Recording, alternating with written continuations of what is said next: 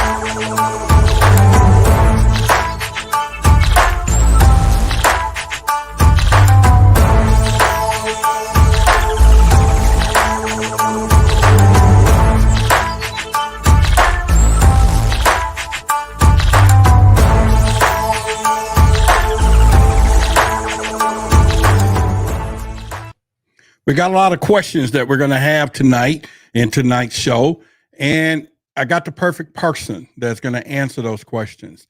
We're going to go deep into even a book that I was reading called Yahweh Encounters. And our guest tonight, my friend, he has his own take when it comes down to Yahweh Encounters. Well, this is why I stopped believing in Yahweh. You could argue that Jesus is talking about a totally different God. Now, granted. Now, we're going to also get into about Starseeds. We're going to talk about that a little bit. And, you know, with my journey of working with Starseeds and some of the things I may be running into. So I did ask my friend a question about that as well. The thing about Starseeds is this. There's no way to verify if a person is really a Starseed or not. And so you're going to have to take them at their word. So, but ultimately, it all boils down to, are we aliens? Are we hybrids? And when he gave me the statement about that, I knew tonight's show was going to be one of the greatest ones once again. On the subject of hybrids, the most famous hybrid in Western culture, to my mind, is the man we know as Jesus of Nazareth. With that being said, hello, everyone. I want to welcome you to Tuesday night, Why the Big Secret, here on Forbidden Knowledge TV. I'm your host, Roderick Martin. And as always, you could have been anywhere else tonight, but you chose to be right here, right now. And with that being said, I want to bid you good evening, good morning, good afternoon, wherever you may be in the 24 time zones that this show may be showing tonight. And then a little background is that I'm located in the Jumbo State. And this is where those UFOs come out to play. And if you wonder, it is a Texas thing, y'all, because everything's big in Texas. So the big promise is the same as well, is to be the boldest, baffling, belligerent YouTube channel in the world, creating captivating conversations that'll certainly cause controversy. And tonight, we're going to step into that ground once again. So I want you to be ready and get ready to do some great things and learn some great things. But most important, this channel is not PG. So put the children to bed, because we do have a 10 here when it comes down to this time of night. if you have not fixed dinner, I'm going to give you a Texas recipe, and that is some bacon, some biscuits, some sausage, and a little egg, some syrup, whatever you want to do. You're going to be able to do that, and that's how we're going to roll. But in the meantime, put your seatbelts on, everybody, because I'm going to take you for a ride tonight. And always, I just want you to know it's a pleasure of being able to serve you as I've been able to do, and it's just my honor to be here tonight on Forbidden Knowledge TV. So make sure you subscribe to the channel. If you find any value tonight, definitely like and subscribe and comment in this video or this live stream show. And so we're going to get right down into it. So my guy tonight is Reverend Michael Carter. He's a friend of mine. And when I tell you we're going to get into a conversation, it's not going to be an interview. We're going to have a conversation. And if you think he's not legit, it is beyond legit. This man here has been on Ancient Aliens, not one, not two, not three, not four, not seven, but a bunch of times. And then, as always, he has plenty of books that he has out. In fact, one of my favorites is this one right here, is the Alien Scriptures, which has been a motivator in my career and get me on that journey of questions. So the author of it tonight is here tonight, and so we're going to have questions. I'm going to give you an opportunity to probably get some open lines tonight. If you want some questions, we'll do that probably toward the end of the show. But in the meantime, it's always one of those things that we're going to be doing. So I'm not going to hold you up too much longer. And again, like I said, for those of you who have been emailing me throughout the week, when I made that request of needing your help, you are tonight is what this show is about. And I want to give it to you and say this show is in the name of you all who has been emailing, supporting, and sending suggestions and all of that. And it was just incredible. And if you was planning on doing it, come on, bring it on. We need the help. We're doing some things from there. So like I said, guys, get ready. I'm gonna get right now into the show, and I wish some people here in the audience, especially the truth seekers from Why the Big Secret YouTube channel as well. And if you do want to get another dose of myself, here's some of the shows that I've been in: Open Minds, Beyond Belief, Alien Endgame. All these are streaming right now on Gaia History Channel, Roswell, New Mexico, Beyond Belief. And then you got the Black Knight Satellite right here with Billy Carson. And so these are some of the things that you can find me in if you want to get a little more dose of Roderick Martin. And let's do that. So without further ado, he's in the studio, and we're going to bring him in, and we're going to get to a quick conversation in just the beginning, and then we're going to get deep. And so let me bring my guy into the channel here with this. All right, Reverend. Hey, brother. Carter, hey, brother. What's going on, man? How you doing, man? I've been looking forward to this. Hey, loving it. And man, I tell you, it's a pleasure for us to be here tonight. And I think some of these people is going to get a conversation between two friends, but at the same time, they're going to hear some deep stuff tonight, you know. And and we're going to hear some deep stuff. There we go. All right, so they're going to give us some deep stuff. Now, I have a pedigree here for you, you know. Oh Lord. And I'm, you know, it's you know what? Hang on a minute. You know, I went to the eye doctor a few weeks ago, and they told me, Roderick, don't start. You see, I got mine on. Hey, and I mean, when I tell you, it just done got bigger now. So the pedigree done got bigger. Man, you done it all. And so I'm gonna let you kind of explain some of this stuff. I mean, you've been on Beyond George Norrie, Beyond Belief, so Gaia, just as I have. Yeah, I know. And of course, you've been in Steven Spielberg TV documentary. I haven't done that. And I mean, Whitley Strieber, you've been with him on a couple of things. I mean, and I'm talking 5-6 books. We'll talk about the books in a little bit during the show. But what is this with President Clinton? What was going on here? Well, I'm a Unitarian Universalist minister, and this denomination is very progressive, has its flaws like most denominations do, but very social justice oriented. And so I began working with them as an anti-racism trainer. And I would fly around the country. Churches would invite us in. It would be myself and another trainer. And we would just bring it to them, you know, and talk about how you can be an ally, how we can move forward. as far as racial justice and equity in the country. And one day I was at church in New York and I went to my mailbox and there was a letter from President Clinton twice. And what had happened was I did an anti-racism training in a place called Ridgewood, New Jersey. And it happened that someone, very affluent area, and it happened that someone from the White House was there and heard me speak. And so they talked to President Clinton, and that's how I got that citation. I was very proud of it. And it's just one And of you those should be. things, as you know, you just never know who's in the audience. You just never know who you touch. And so there it is. And I'm very proud of that. Well, and I'm proud of you as well, as you know, Thank you, and brother. and I'm sure there's people here in the audience, and if you guys are proud, you can post it in the post.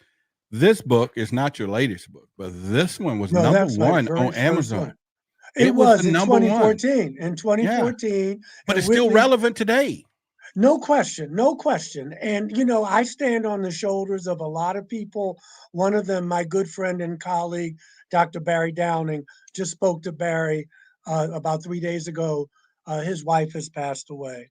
Oh, And sorry to hear. yeah, yeah. But he started me on this journey because when I was having my experiences, I found his book. Back in 1968, he wrote this book called the Bible and Flying Saucers. Now Barry's not an experiencer, and he even said he said, I don't even want to be one.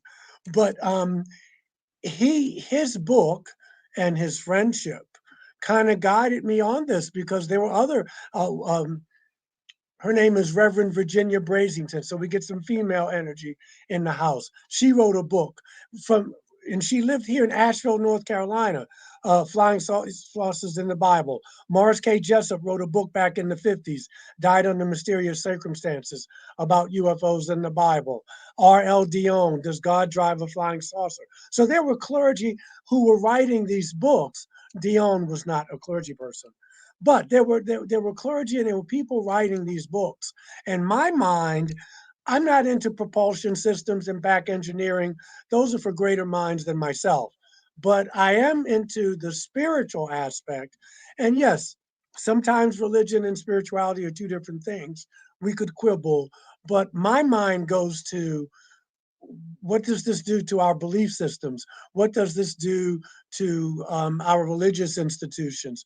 What does it do to our spirituality when we find out that we're not the highest people on the food chain?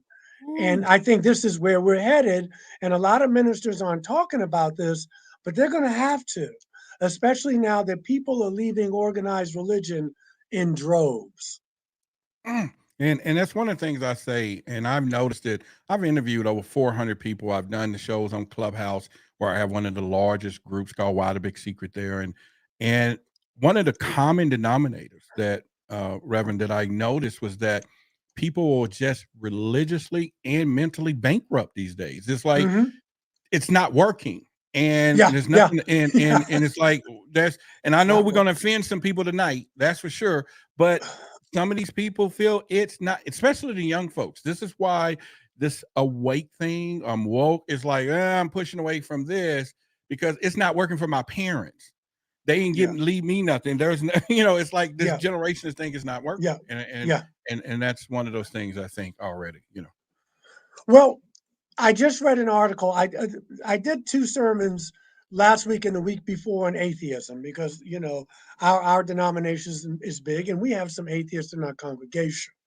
And so there was an article.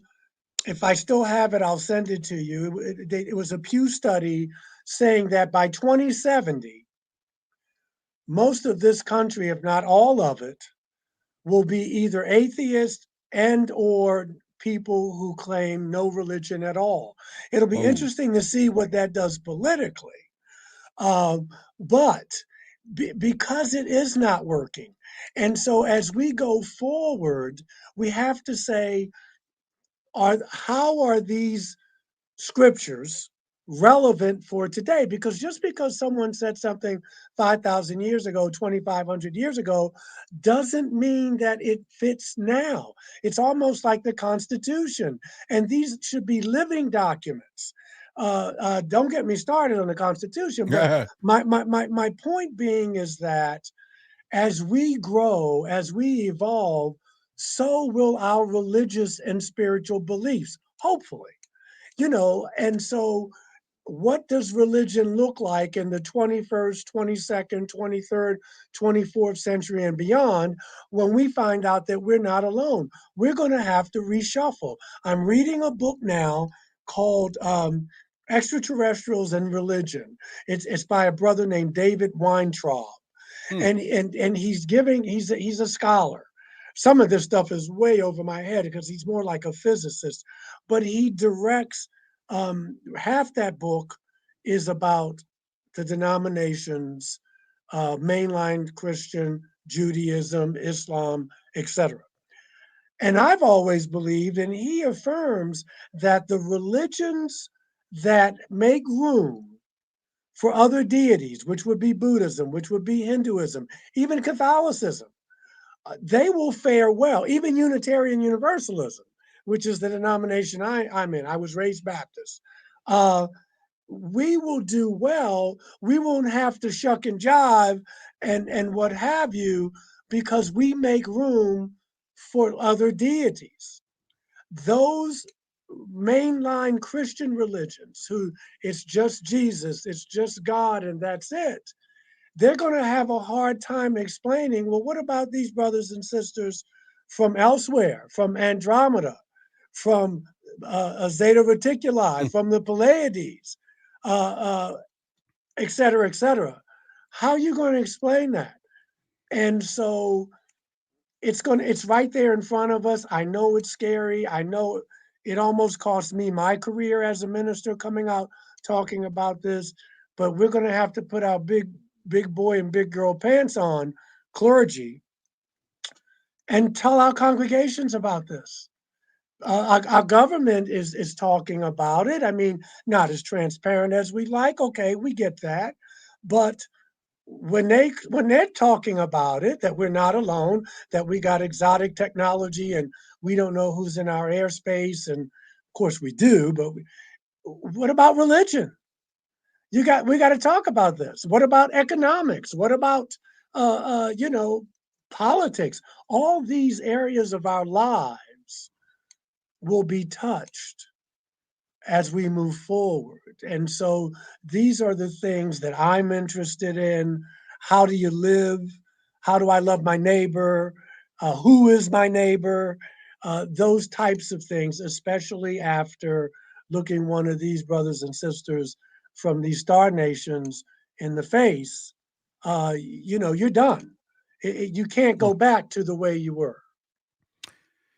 That'll bring us into some conversations later on in the show about my personal journey of trying to make contact and work with Starseeds. And so we'll talk about that later. So y'all make sure the audience stick around. And before I move on, the book that we were talking about, the number one seller, everyone, is Alien Scriptures and Extraterrestrials in the Holy Bible. So that's that. Y'all can get that on Amazon. That's just one. But his newest one, we'll talk about that later on in the show. But this is the one that captivated the world, number one bestseller.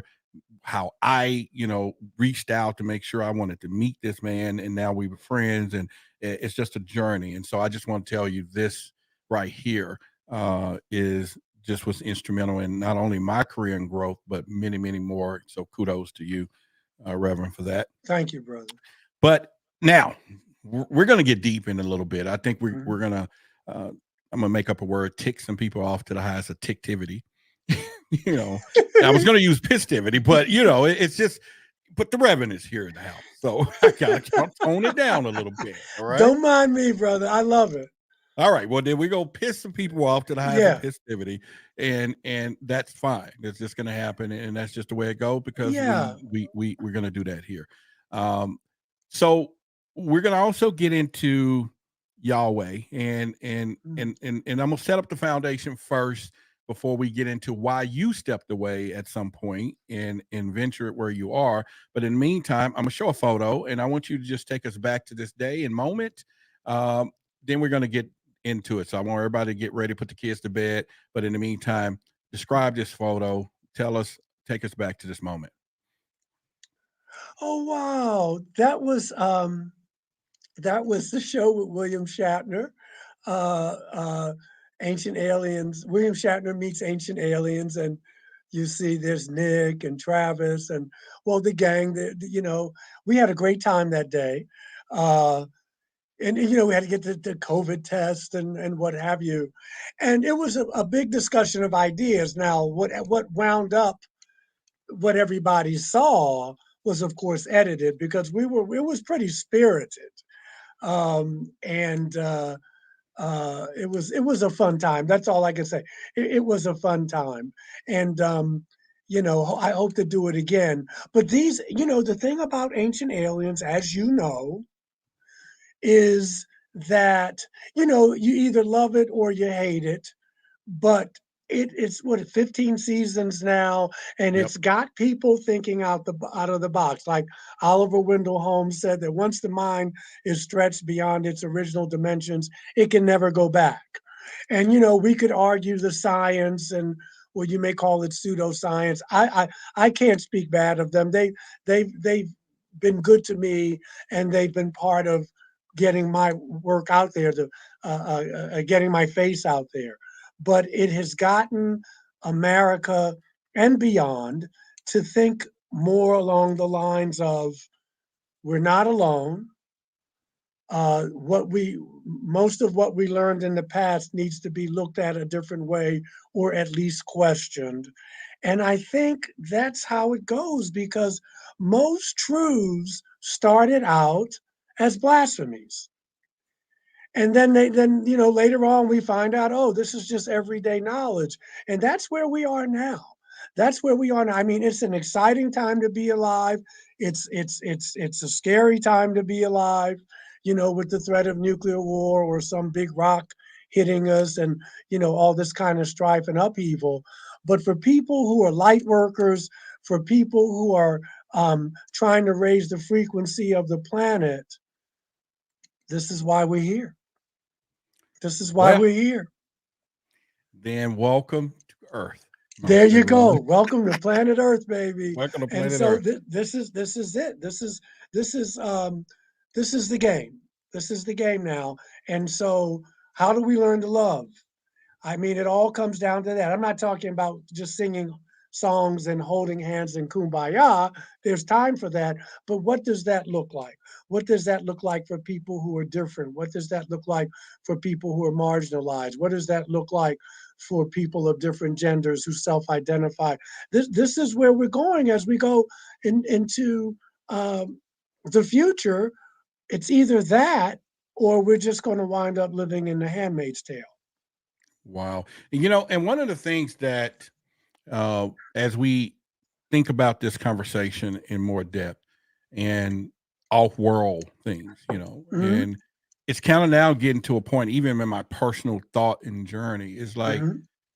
number one, who the hell who are we? And Yeah. and if we are not from here, why the big secret? Why the big secret?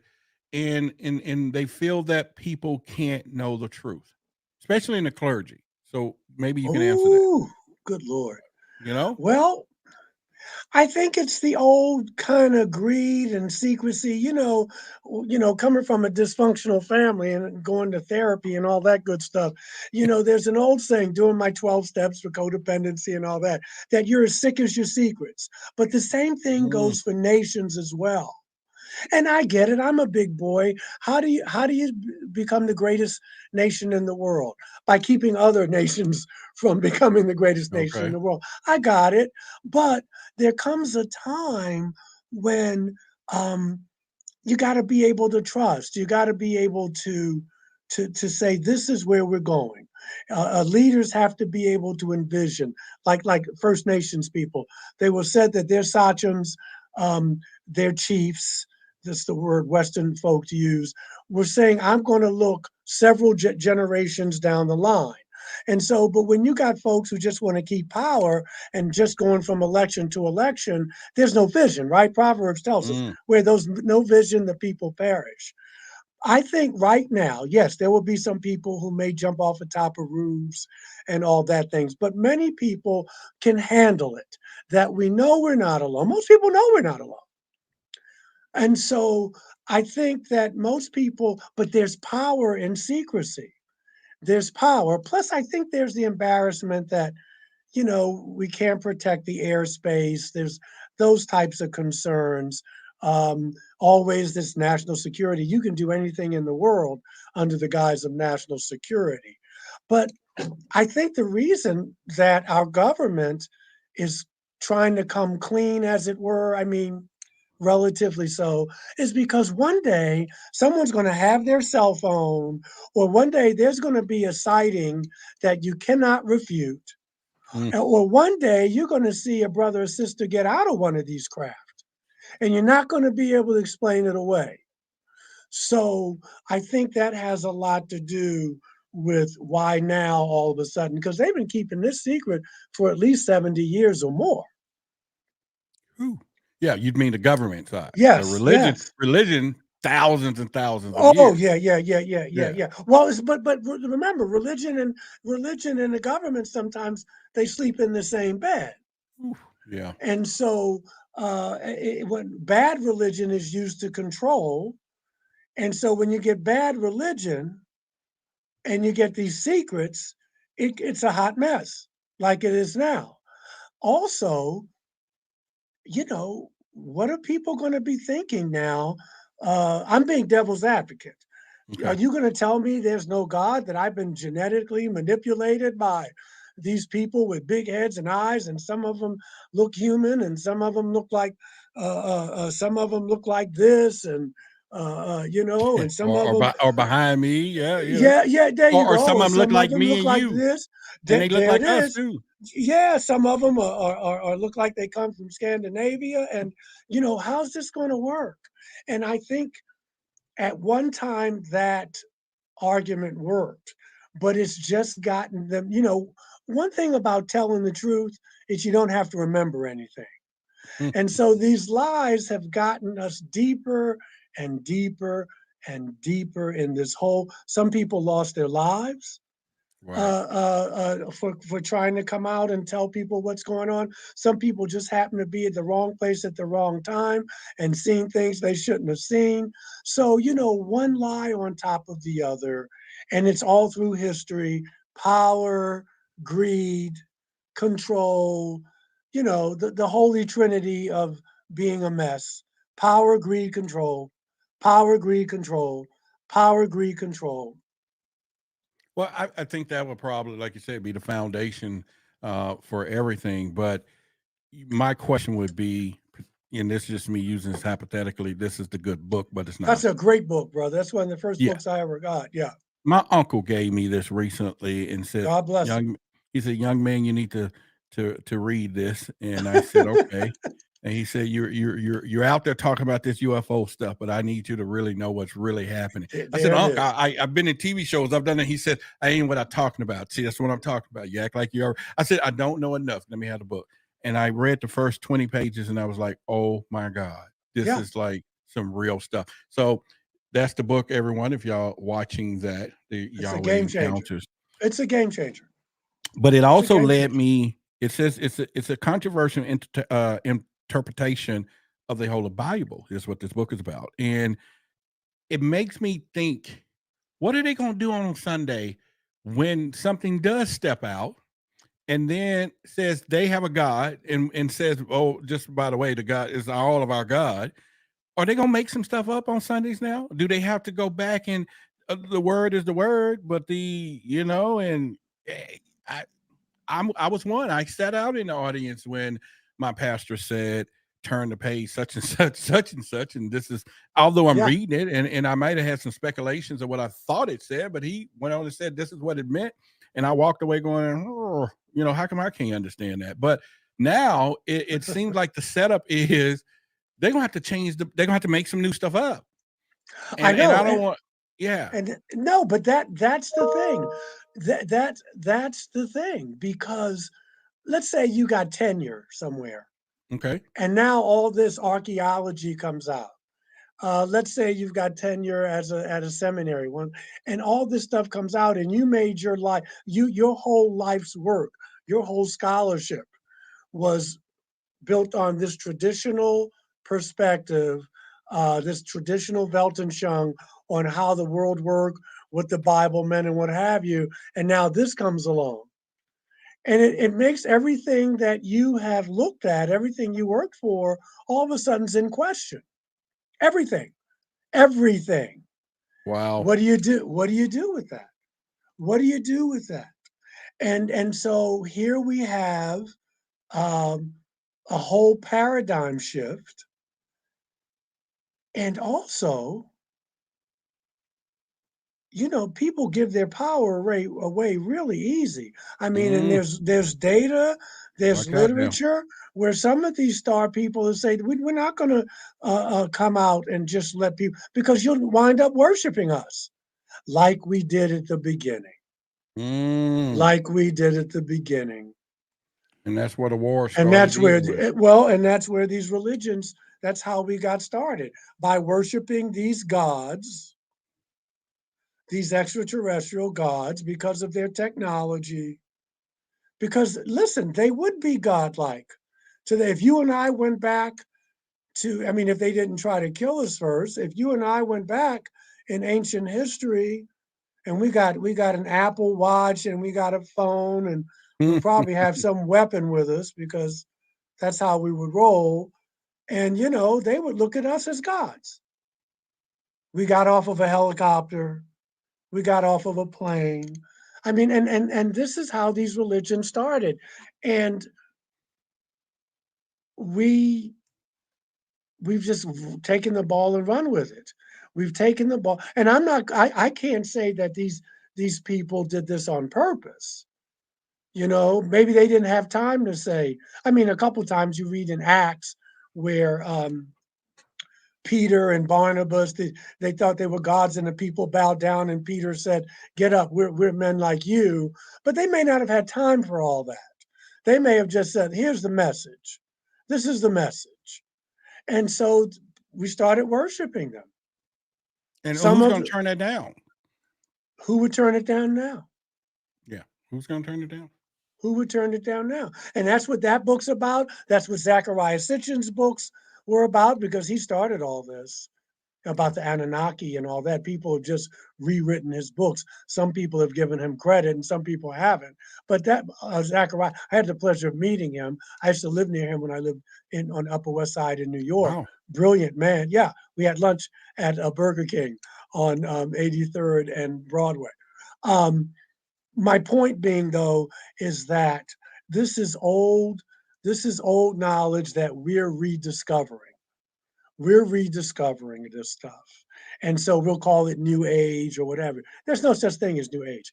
There's ancient wisdom being rediscovered. It's new to us, but this is what our saints and avatars were trying to talk to us about. This is what Jesus was talking about. This is what the Buddha was talking about.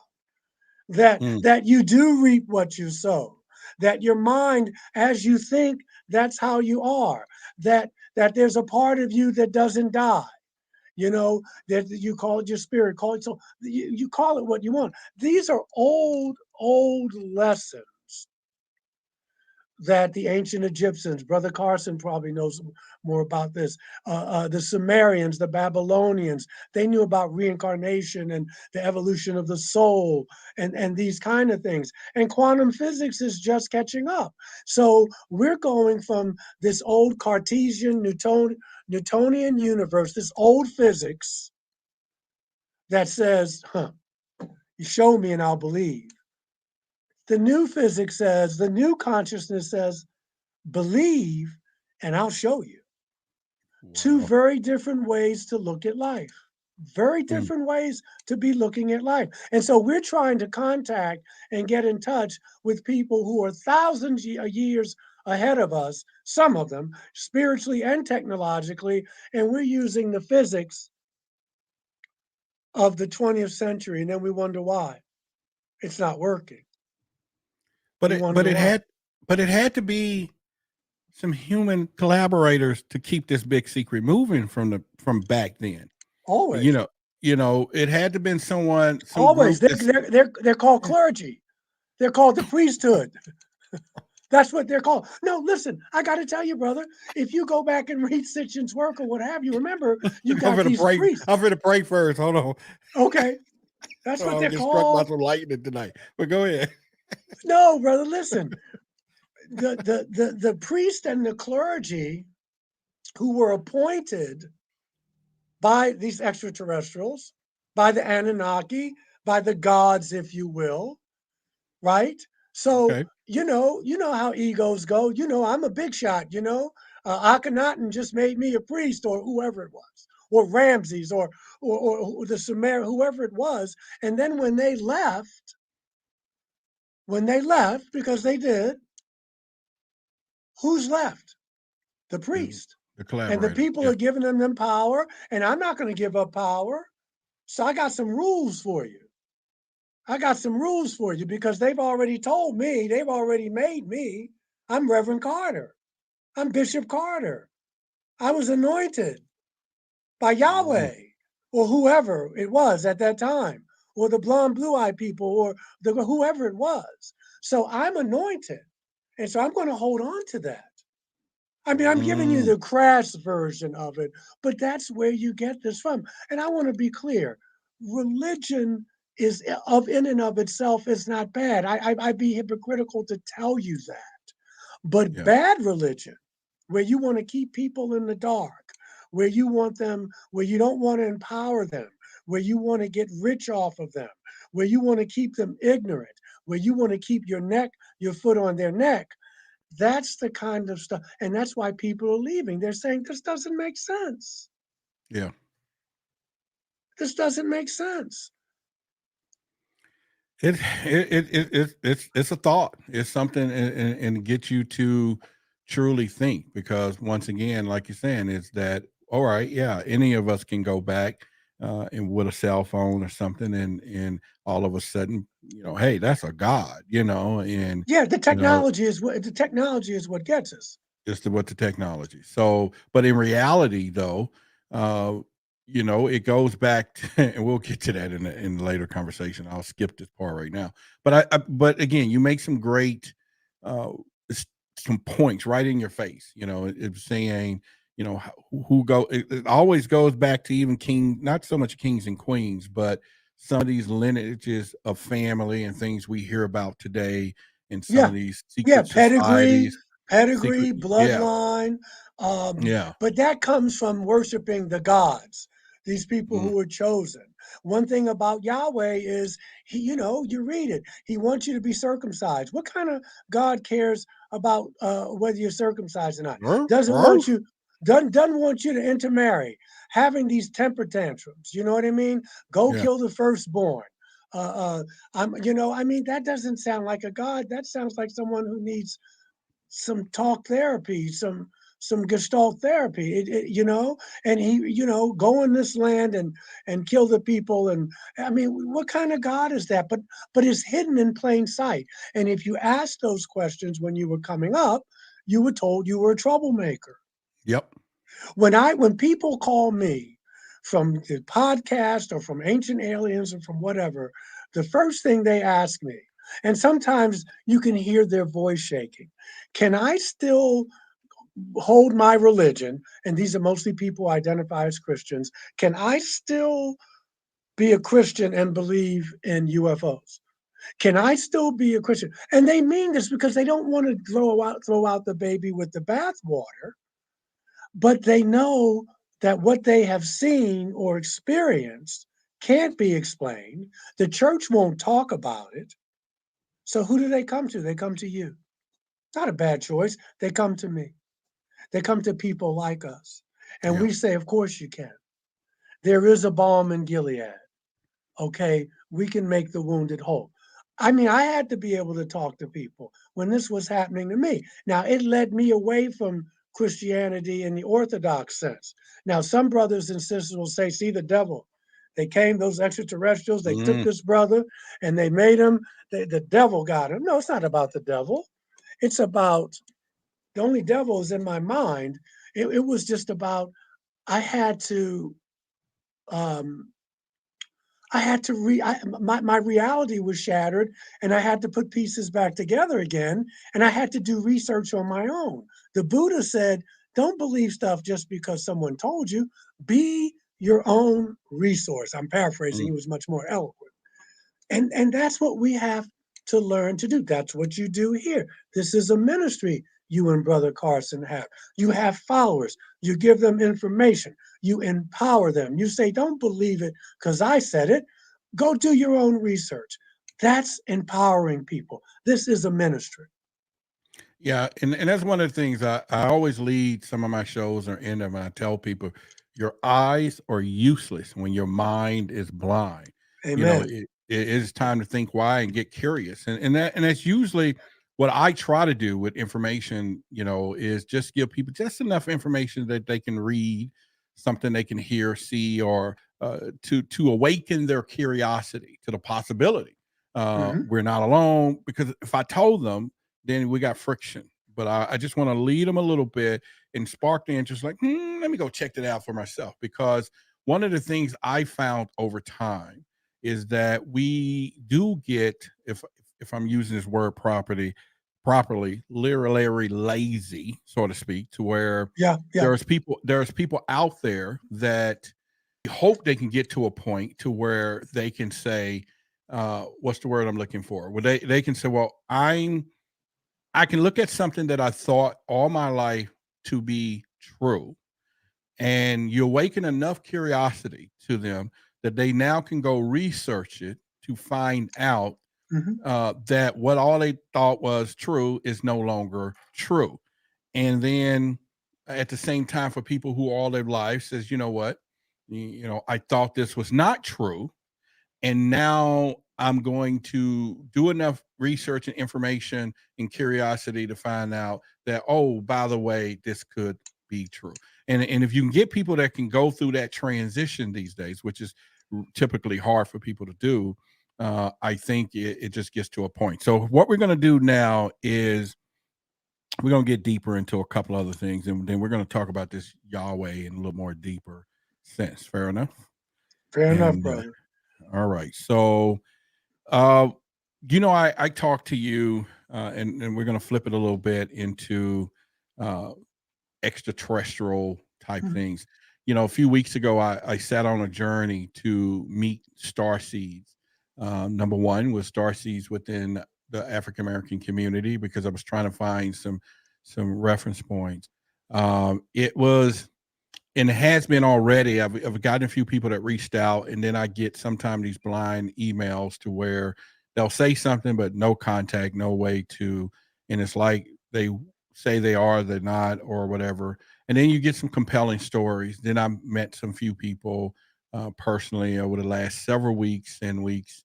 Um, but the journey has left me in a situation to where I'm going, what's really happening? Because it's not really verifiable, so to speak, to Yeah, to to yeah, know.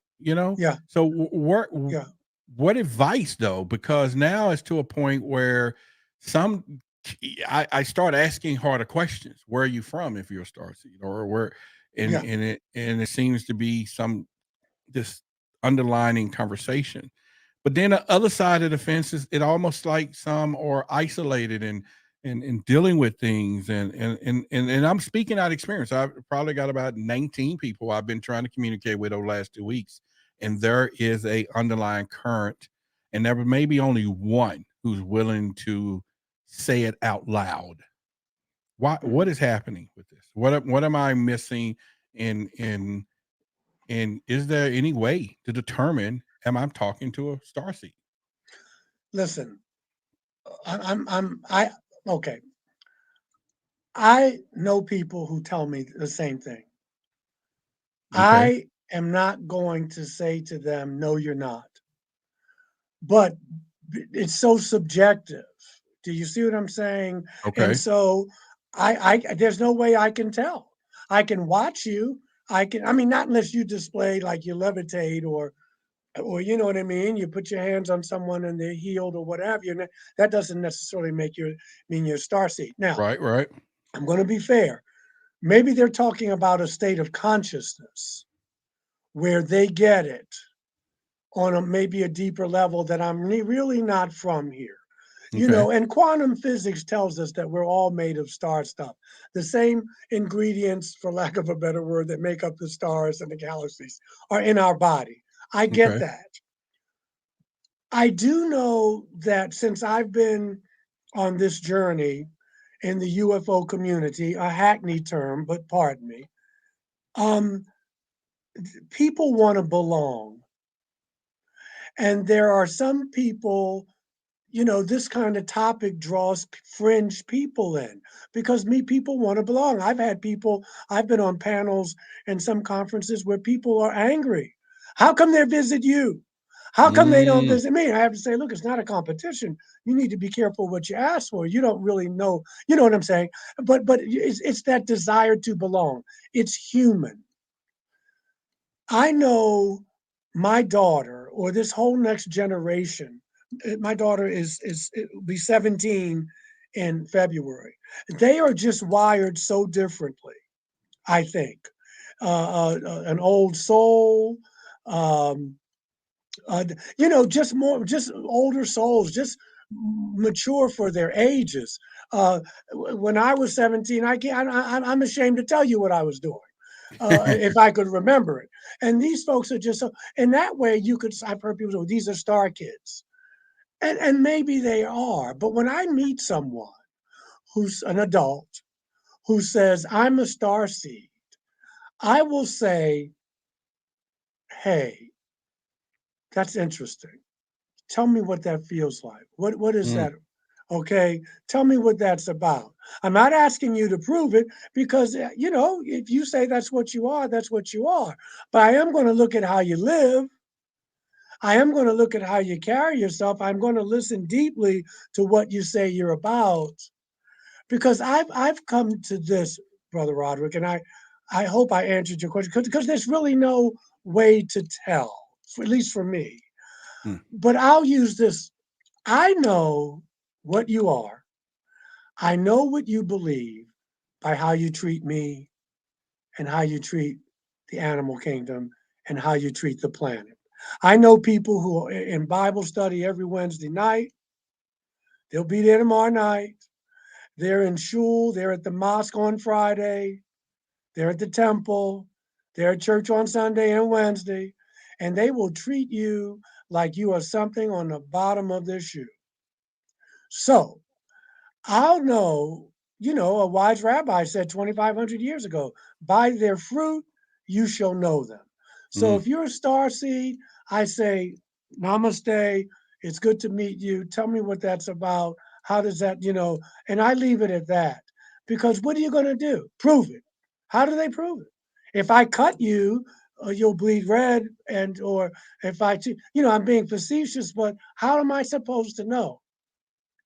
What does that mean? What does that mean? Well, how do You're a they know? star seed. We don't know. That's why you ask.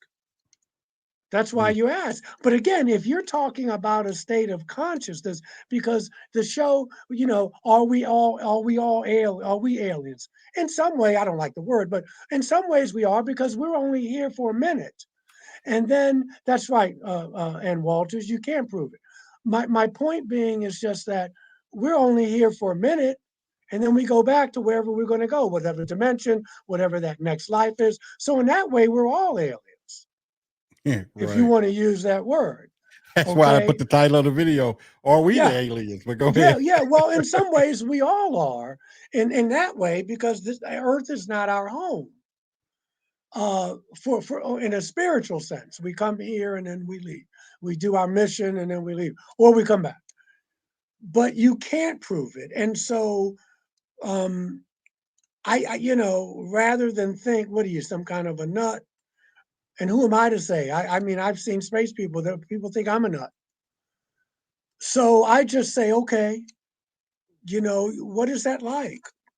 What, you know, because some of the things I can relate to a feeling of not belonging, Mm, a feeling but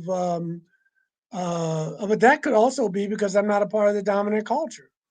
But I'm not trying to break it down. I'm just trying to say I could relate to that. right. What it feels like to be marginalized, what it feels like, man, these human beings ever get it? I get all that. And so maybe that's something that I could relate to with you. But if you're telling me that you're from another planet, I have no way of verifying that. I don't. And so far the people I know, they haven't found a way to show me that either. I just Yeah. have to go by their word and how they walk through the world, which is going to teach you more than anything anybody says. Yeah. Yeah. And the ones that I've met, they not all of them, but there have been some that appear to really have some information or they've studied, at least trying to find out about themselves. And I think that's something. Okay, for all of you who's watching, that's the email address at the bottom, contact at whythebigsecret.com. And if, again, I'm still reaching out to meet people who hopefully at some point would like to be on the show with us and talk to us and not afraid to stand for and who you believe that you are and everything else. Because again, it's going to take you to reach out and other people who appears to seem that they feel the same way, and we can get this movement of people. And I just so far out of most of the people, there's a level of shyness, and I respect that. I totally respect it, and I know it took a step just to even contact me. And yes, I do want them on the show. Yeah, I do want to have a conversation. Oh, at the end result, all due honesty, yeah, I hope that I get a bunch of views or something. Maybe one person subscribe. So that's my part of my intent. I'm not gonna go from there, but I am sincerely interested and concerned and want to provide the new next dimension of our movement now, because I Hmm. think this Hmm. is going to get real. This is a true Oh, conversation, oh boy, um, and honestly, I oh know I boy. get slapped around in just a minute what I'm about to say next, but out of all of the religions, you got Christianity, but I still think there's another layer that we as African American or people of color or minorities are treading in. And I think we're going to be one of the hardest hit if this thing just pops out tomorrow and say, I'm from planet Zeron and God is named, you know, and boom, and especially, and when I talk to parents today who have children and they don't even want their kids to even think about the fact to look up in the stars and see that there could be something else up there. And I'm going, what are you doing? At least let them ask you the question: Is there a possibility? You ain't gotta, because we got industry moving to space. You have all these companies and space tour jobs and economic and stuff, and these kids gonna have to go there. And when they do that, they're gonna see something out that window that we don't, and if they're not mentally prepared for it, just on a basic level of there's something else, it's just going to be crazy when it gets down to this. And that was one of my missions, is to start something called Project Stars, and Stars is an acronym for using stargazing to start real space conversations with our youth. Hmm. And all right, Hmm. so you were an experiencer. We Yes, talked sir. about it. Yes, sir. You and I had several experiences, Mm. and which one we want to start with, and so that people know that you're not just, this is not a discovery for you as far as what you've read in some of these No, ancient no, informations. You actually no. now have the inner side of this. So Yeah, let's go. yeah. Well, okay. Yeah, you and I talked. One of my favorite philosophers is Kierkegaard, because what a mind. Um, he said life is lived forward, but it's only understood backwards. And so, December 28th, 1989. I mean, I could go further back, but I didn't have a vocabulary. But December 28th, 1989, when this young man or young woman, I saw them, he didn't have a robe on. She did. It was a jumpsuit, looked like Reynolds wrap. Came back from visiting the pyramids in Chichen Itza and Tulum. I mentioned it in the book. I talk more about the other ones in my latest book. Okay. Came back, went to, I wanted to gloat a little bit, brother. I was in Mexico, went to see the pyramids. Uh, what can you say to be in that energy? How did the Mayan, how did they know? How did they get how did they get the knowledge about astronomy and what have you? But I even wasn't even that deep. Remember, I'm raised Baptist. I don't believe in anything I'm talking to you about now. Why? Because it wasn't in the Bible. Okay. I moved away from traditional Christianity. I stopped calling myself Christian. I was calling myself then a follower of the teachings of Jesus because those teachings were very different from what the church was teaching. So I'm still wrestling. I never watched Star Trek until 5 years ago, Deep Space Nine. I'm a brother Cisco, the emissary. Okay. Uh, and I know some people say that's not Star Trek because it's on a space station, but I say boo. Anyway, I um I went, got off at JFK. It was freezing. I was tanned and hair was light, and I was invited to this gathering down in Hell's Kitchen. So my girlfriend at the time, who later became my first wife, uh, she said, "I'm staying home. It's cold. I'm going to unpack. You go." I go down, ate tons of deviled eggs. I'm a deviled egg freak. No alcohol served, and I went home. I went home. They oohed and ahhed, and oh, you look great, and da da da da. I wasn't above that at that time, and so it's amazing what the human ego will do for attention. And I don't know to this day whether I had to get up to go to the bathroom or what. But when I got up, I sleep on my stomach. And when I turned around, this individual was at the foot of my bed, but not with the Buddha robe. I had someone make this for me. But the head like this, had on a jumpsuit, looked like a turtleneck, real thin, big head, maybe 3 feet, 4 feet tall, maybe. Um, Not gray, like off white, like this brother here, and looked at me. And brother, I'll tell you something. I have never been so scared. I had a cop put a gun up to my head, an incident when I was really, really young. And I was more scared from this than I was then. So that Oh, gives you the level of fear. And so she looked at me, I looked at them. Sandy would not wake up. Either she could not or she would not wake up.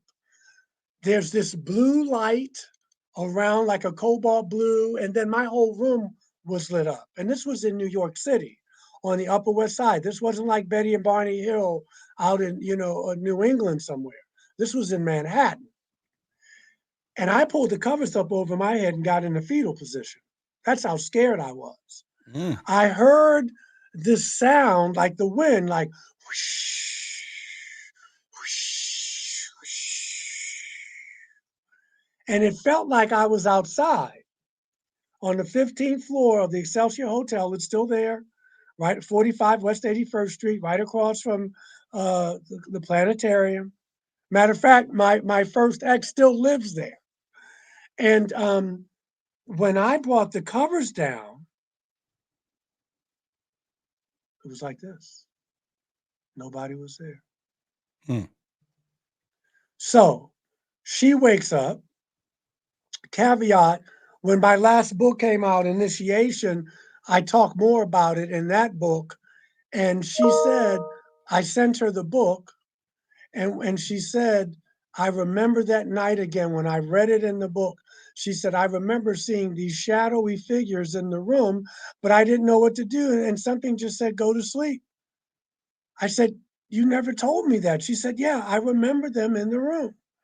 So anyway, every new and full moon for about 8 months, almost a year, these little people showed up. and they would paralyze me, and they would show me pictures. They showed me a picture of a past life. They showed me a picture of something that happened in the future, which did happen. Um, they stuck a needle in the back of my head here. Um, and that was not okay. And a friend of mine said, you need to set some boundaries with these people. And I started talking to them. I thought I was crazy, even though I couldn't see them in the room. And the next time they came, they put a needle in the crown of my head, and I didn't even feel it. And I said, oh my God, they listened.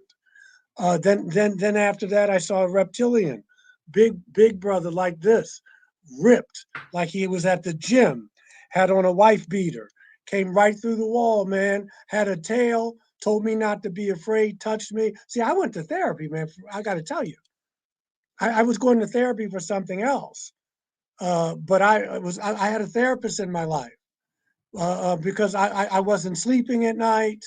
I started staying up late. I had all this energy. My hair grew really quickly, my nails, my intuition was off the charts.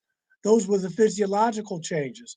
And then I met Bud Hopkins. He regressed me, Brother Hopkins did. And then at the beginning, Gene Mundy did. And they let me know that I wasn't crazy. But I started I started seeing they were coming. They would come. When I was in Boston doing anti-racism trainings, they would come. They would come. I had a healing. I'm jumping around in 2014 from this brother. Looked like he's from Sweden. Handsome guy. July 4th, 2013 at 10 minutes to 10. That brother came in and healed a blood clot that I had. Uh, uh, after a conference in Tennessee in 2019 in Knoxville. Somebody told me this was going to happen. I met this person, praying mantis person, came in my room. Somebody told me this was going to happen. So, it's not Mickey Mouse. This brother here, Edgar Casey, talks about these people, the Arcturians, pretty people, blue. So these are the races that I have seen. And it wasn't all peaches and cream. I was in therapy. It took me 12, even at night, even to this day. It's hard for me if I'm home by myself. I don't turn the lights out until I'm ready to go to sleep. Not that the light keeps them from coming in. It's just part of that. It's part of that. But when people ask me, do I think it was a positive experience? I say, hell yeah. Hell yeah, it expedited my spiritual growth. Outside of the birth of my daughter, I wouldn't trade these experiences for anything in the world. But did I almost lose my job? Yeah. Did people think I was crazy? Yeah, especially people who looked like me.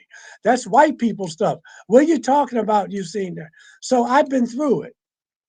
But now, 25 years later, he or she who laughs last laughs best, because now my government is talking about it. And so now people don't snicker so much when Reverend Carter talks about it. They don't laugh at me, okay? They don't laugh at me. But it was a journey, man. And they got me into healing, the Reiki that I do. And then someone got mad at me. Their leg, I healed their leg. Well, I didn't. The energy healed their leg. And they said to me, you're a liar and you should be ashamed of yourself. I said, why? She said, that's not Reiki. That's from those space people you've been with. So even the Reiki that I give is tinged with this energy from these star people. And I never set out to do this, brother. I never set out to do this. This was not on my agenda until one day, early on, I was going to be at a conference and somebody said, send me your resume and your bio. And when I did, even when I looked at it, I said, boy, this is like a whole other thing going on with you. And I just kept doing it. I wrote my book. I wrote my book here, God Consciousness, and I wrote the metaphysics of spiritual healing and the power. Why did I write those? Because I didn't want to be called the UFO minister. Those books have nothing to do with UFOs. Those are strictly about spirituality, religion, healing, prayer. I didn't want to be known as that. But the universe is saying, no, this is how I need to use you. This is how we need to use you. So I don't fight it. And then I meet you. Okay. I meet some of the good friends I have. They're listening now. Uh, uh, and you know, the people in my life, the women in my life who, you know, marriages I've been through, relationships, who believed in me, who didn't leave me, because there's data to show that a lot of couples don't last through this stuff. Because Ooh. if one person is having, well, I won't even go into it. I talk about it in the book. But so I've been blessed and highly favored, and I don't. I'm just very thankful. But I have my scars from it. I'm still afraid of the dark. And, you know, they never hurt me except that one time. And they made me look at my life, and they made me say, they didn't tell me to say it, but I said, Michael, these people look bizarre. They walk in the house, they look, but guess what? They never hurt you. They never hurt you. And look how your life has changed. Look at the depth of your spirituality.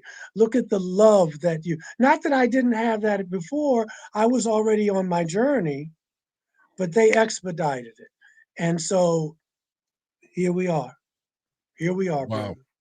You know, first of all, I was just talking to Billy Carson Hmm. probably about an hour ago on putting a show together with him and Elizabeth, and one of the show it's going to be, and maybe have you on there as well. And we're going to talk about the mental aspect of people, couples, friends, families, people that believe or had experiences versus the ones that didn't, and how this is really causing some breakdowns. And it's not a person I've talked to, especially a married couple, where one person says, you know, I can tell my wife or husband everything under the sun except that Well, experience, listen, or you know what I'm I, saying? They just couldn't do it.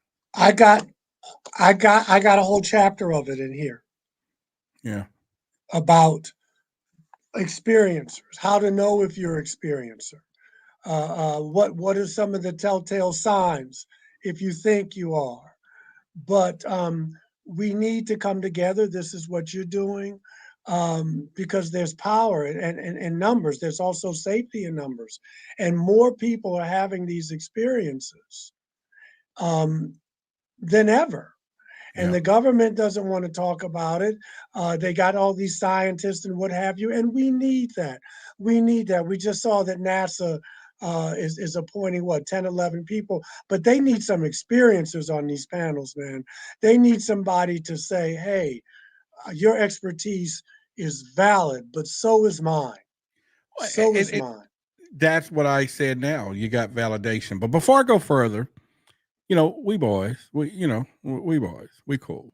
Yeah, And we cool, it's safe brother. to say. It's all So good. a reptilian A with a reptilian, wife beater, with a Can you say that again? I'm sorry, what? brother. This reptilian had on a wife beater. I, I I, mean, I mean, that's no other way I can put it, brother. It was like, what do we call it? It was a tank top. wow. I mean, it was, you know, it was like Stella on, Stella. What was it on, what was, you know what I'm talking about, Marlon Brando. It was like that. And he was ripped, brother. I got to tell you, this It's brother, like he come this here brother mean was ripped. business. Brother, they, I don't know, maybe Now is I that a joked. palladium? No, that's not a palladium. Yeah, What yeah, is it? yeah. It's a Nordic. It's a Palladian. He healed the blood Okay, yeah. clot that I had. Yeah. All right. So yeah, I mean, he was huge, and he had a tail, and he had the nerve to tell me, "Don't be afraid." The mouth doesn't move. The mouth doesn't move, brother. You just hear it in your head, like you got speakers in your head. The mouth doesn't move. None of I tell them. you, I None tell of you them what, open their mouth like this. I got a friend. His name is Anthony, Canadian Awareness. I'm gonna actually be doing a show with him. And boy, if he was around, he is a authentic reptilian channeler. Okay. And the way Well, you then he'll just tell you. described, yeah, and hopefully one of these days we'll having him pop in and get him to, because man, it's serious. I mean, their posture is serious. You know what I mean? Well, it's intimidating, but I'm Yeah, not. I don't think that they're all bad. I mean, it's like the snake in the Garden of Eden, the reptilian. No, they're not all. But I tell you what, I can say he was beautiful, And the reason why I say he, because his voice was like a guy, and his eyes were yellow, where mine were white, and he had that. His thing went like that. What's that? Horizontal, vertical. His pupils went like that, like a cat. Mm. And now looking back, he was handsome. But at that day, he wasn't handsome to me, brother. That day was heart attack time, or getting That's some, what Anthony said. He or said, getting some brother, Depends or something, or he changing said my it will shorts, make you pee in your pants. That's his brother. exact words. And he was Brother, like, Roderick, people can't yeah, not ready for that. Yeah. yeah. Walk right in. Just step through the wall, one foot in front of the other with a tail, and left the same way he came. Told me, don't be afraid, and just looked at me, put his little rough hands on me, claw like, Now he's beautiful. Then I almost started crying. Wow. Wow. What a difference 20 years makes. A lot, right? But I love him, and that's why I got this artist to make. I mean, if she had made him, his shoulders were like, I like they work out, like they work out on the ship or wherever they come from. And some of them are thin, like the little white gray people. They look like they could use a good meal. I tell you who else looked like they could use a meal was this guy here, the praying mantis. Mm.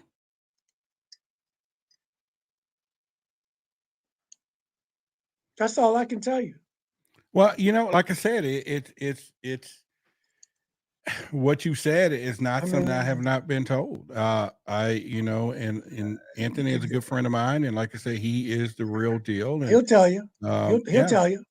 He'll tell you. and Ask. he's pretty much, yeah. Matter of fact, I'm gonna text him. Why are we talking? Yeah. I said, man, you Yeah. have to I'll tell him what I saw.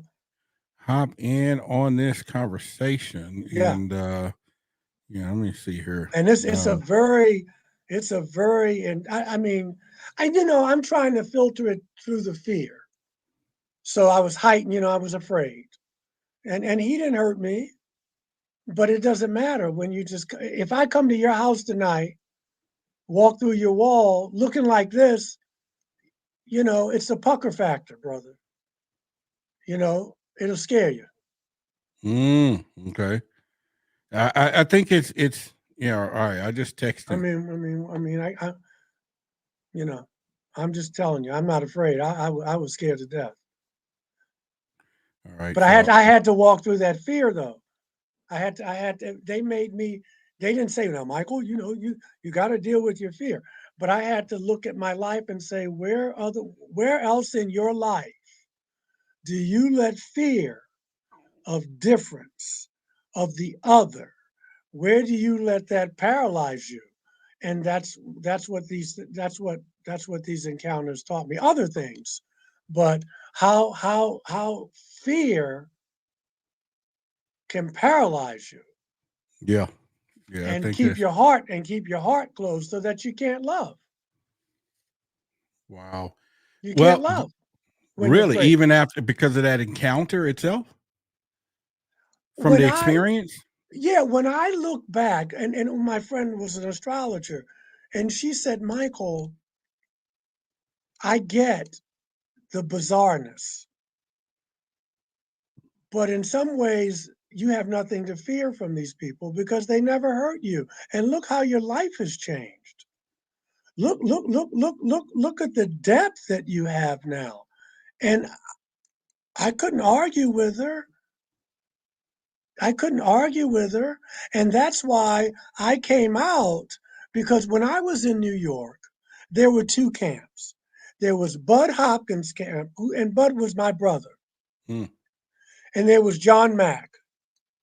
And John Mack and those disciples, for lack of a better word, we said that we need to counter this narrative that we were stereotyping, Right. that Right. all the grays, that all these people, yes, some of them, not all, some of them did do anal probes. I never had an anal probe. Whitley Strieber said that happened to him. Yeah, Whitley did. But Whitley came out on the other side. He doesn't paint all of them with the same brush. And so we do that. We do that with Black people. We do that with Jewish people. We do that with white brothers and sisters. And if we're going to change our consciousness to go to the 21st century and go beyond, we can't be looking at stuff like that. We can't, we have to change the way we think. Einstein said you can't solve problems with the same consciousness that started them in the first place. Absolutely. Okay. And so these people never hurt me. If anything, my life got better. My spiritual life got better. I was meditating. I was living less fearfully. I was more willing to say I love you. I was working on this. They didn't do a wand. I mean, I was on my spiritual path. I was meditating. I was studying, tarot. I was doing all these other things on the outside, but it was about the inside. So I just had to say, what really scares me is that, yes, they come in my house at night when I'm by myself, except for that one time with Sandy. And one other Wow. time they did. One other time I was with someone. All right. And, So, what am I supposed to do with that? They didn't hurt me. So what am I afraid of? and I know I'm going to get slapped around. Somebody's going to post, oh, he cut him off. He did this. It just No, kills cut when me they off, do that brother, crap. because I can. Well, I- reason brother, being, I have something good. I can run my mouth, brother. I No, can't. that's I can't okay. stop. But in the showroom here, I text my guy, Canadian Awareness. He is a authentic, the real deal, Mhm. reptilian Chandler. Good. And I'm gonna bring him in here for a minute. And I just texted him. I said, man, you gotta hop in. So obviously he was watching the show. So all right, there he is right there. The greatness of Anthony. What's up, man? Brother Anthony. Brother Anthony. Gentlemen, what's happening? Can you hear Hey, me? brother. Yeah, We hear you. We hear you. How are you, All good. Reverend Michael, Mr. Carter? How are you? brother Michael's fine. I'm good, man. I'm good. Thanks for dropping in. Yeah, no problem. Well, Great to talk to well, you. Hello, Rod. Hello to all the audience. Why the big secret? Canada loves you. Hey, there we go. Here's the deal. When he spoke about this, and you and I, let me let people know you are an official, authentic reptilian channeler, and we can, in a quick second, talk about those fake ones. But in the meantime, you told me that when people think they want to see one of these reptilians, you told me, brother, you will piss your darn pants. Or Absolutely. worse. Or worse. And he just told his experience, and he well, of course, I still got my humor. It came in with a white beater, so I would have been scared too, Brother, it was a but T-shirt. it was a T-shirt. Like Stanley Kowalski. Yeah. Okay. So Anthony, Well, there's a lot of different experiences that humans have with reptilian beings. There's a variety of different reptilian races. There's a variety of different reptilian hybrid races. There's a variety of different draconian, pureblood, ancient draconian, and ancient hybrid races. And then you have reptilians that mix their DNA with humanoids. Variety of different ones. And you and I have talked about this before in our previous conversations. What Brother Carter is talking about, I don't think there's any deception within that. I don't think there's any self-made type of promotional thoughts that come behind that. So deceptive thought forms. The description that is described is extremely genuine, based on my own opinion. But in relation to reptilians, yes, there's a variety of different great, phenomenal, powerful, beneficial, benevolent, neutral, and some malevolent experiences that are not necessarily malevolent and evil. Evil is more a religious term. They're just different. And because these entities don't work on the same principles that we do, we're built differently. Humans have a system. We're built different than they are. They don't understand emotions. They don't understand what the liquid is that comes out of your eyes when you cry or when you get your dream job. They don't understand that, just like we don't understand them. But it's two species coming together, putting aside fear, putting aside standard human resistances, emotions, programmings, conditionings, what the church tells you, what the mosque tells you, what the TV tells you, what your uncle tells you, what some fear mongerer tells you, what some skeptic tells you. So I do agree with another statement brother said, is that he said, fear's got to be put aside. You're absolutely correct. In relation to reptilians, definitely, they're the second most frightening thing I've ever Oh my God. Number one would be insectoids. Insectoid beings. I've met two. One that would be I would describe it as a centipede. A second is a mantis. Yeah, I met a mantis. Right. And I heard that. And I'm very glad you said that. The mantis is extremely loving and benevolent.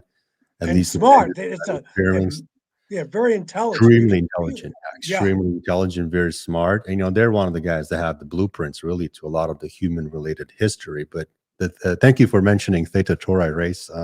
The Theta Tauran race is the fifth density war race.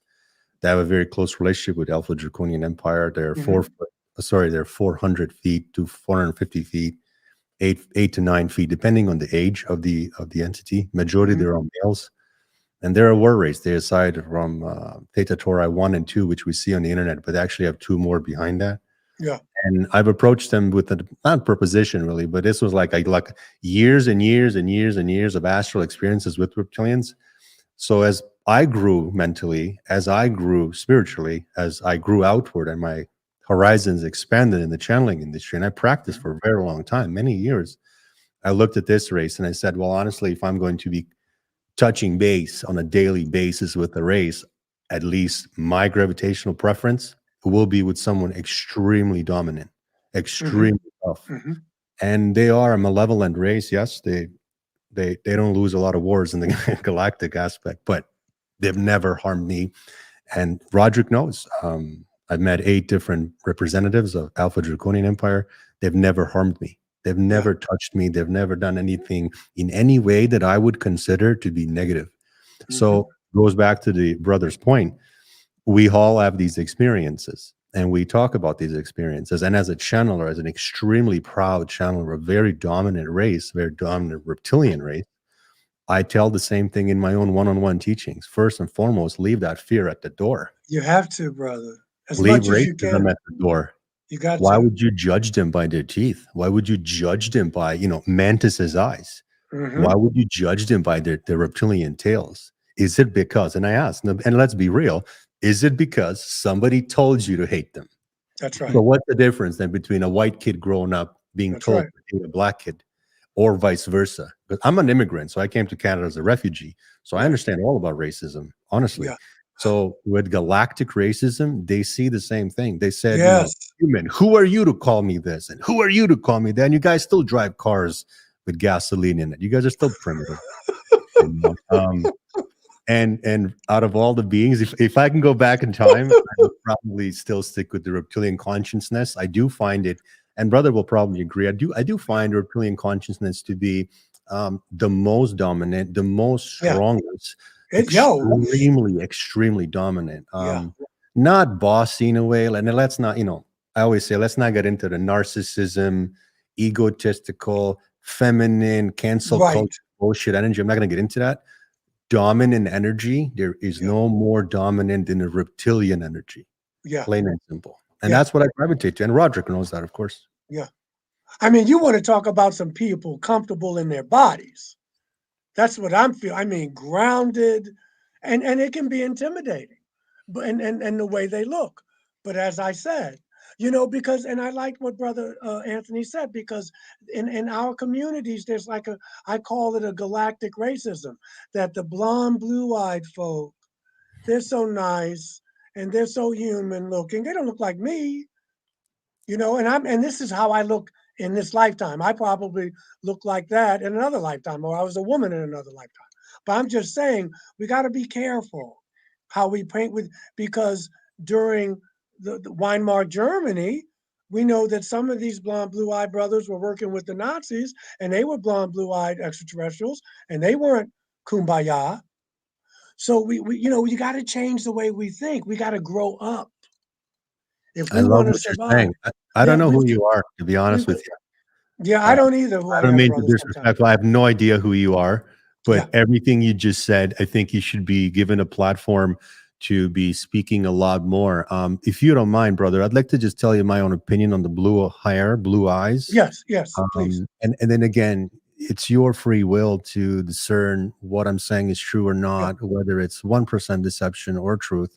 This is totally up to you. But I can tell you as an extremely reputable channel in the industry that I will agree with you again, based on what you said there. You stated the blonde hair, blue eyes. In fact, on my YouTube channel and on a lot of my teachings, I've explained the hoax, the infiltration, the hijacking of races that are the blonde hair, blue eyes, such as the fraudulent Galactic Federation of Light that does not exist, Galactic Federation of Worlds, Ashtar Command, Taygeta humanoids. This is a hijacking scheme created by lower, mid-range, and high-range artificial intelligence programs. And what they do is they portray to be the saviors, Yeah. the God sent saviors, blonde hair, blue eyes, because they know we have blonde hair, blue eyes, Yeah. and they do that. And they approach individuals in the astral and they say, for example, dear Michael, my name is whatever. I come from Pleiades. You are the selected one. Right. You You're are the special. chosen one. Yes. What humans don't understand is discernment is one thing, and I like that word. I think it's a bit of an amateurish word. I don't throw that word around. Humans have black eyes blocked for many different reasons: programming, conditioning, human belief systems, as well as resistances. And because of that, the third eye energy, mental flow, is not open enough to have synced the audio and synced the video together in order for the third eye to function effectively and efficiently in the astral. And what that means is they're not able to tell the energy orientation of the entity. They're not able to tell the actual intention of the entity. So what do you think? Honestly, and I'm not being sarcastic, but what do you think these entities pretend to be? Blonde hair, blue eyes. They're nowhere near benevolent. So these humans that follow these gimmicks and illusions will turn around to Michael here, or to me, and other extremely reputable reptilian speakers. David Lauer is one, Rob Garthier is another. They're going to say, you guys are demonic. Yeah. Yeah. Excuse me? Let me ask you a question. What's the demon? Define me the history of demon. They can't tell you that. They cannot tell you the history of the word demon, but they sure know how to use it. They sure know how to disrespect you in your genuine experiences by a religious word somebody told them to use to shut down a valid argument. Yeah. Yeah. Yeah. And it works. And it works. It works. And It's been working. It's been working for thousands of years. That's Look, unfortunate. I'm just sitting here going, damn. I mean, I don't have nothing to say, but damn, like, whoa, y'all. Well, I mean, what can you say when you hear that and you know it feels true? You know it resonates with you, and that's a lot of times you got to go with your feelings. You got to be able to discern. You know, that's what your third eye. That's what that shock was for for insight and to discern. So, I love it. I love it, Brother Anthony. Thank you. I love your comment too, and I think it's important. I'm a little surprised, to be honest with you, that there's an REV in front of your name, and you are speaking about reptilians. Roderick and I got one right here. See? No, I saw that. I saw that. I definitely saw that. Trust me, and I giggled, and I was like, I go, oh my God, look at that. And well, look, Anthony, he's been on Ancient Aliens like 10 times. Yeah. I've been watching the show. Books out there. Yeah. Phenomenal. I think what you're doing is, and first and foremost, let me give you a non-human perspective.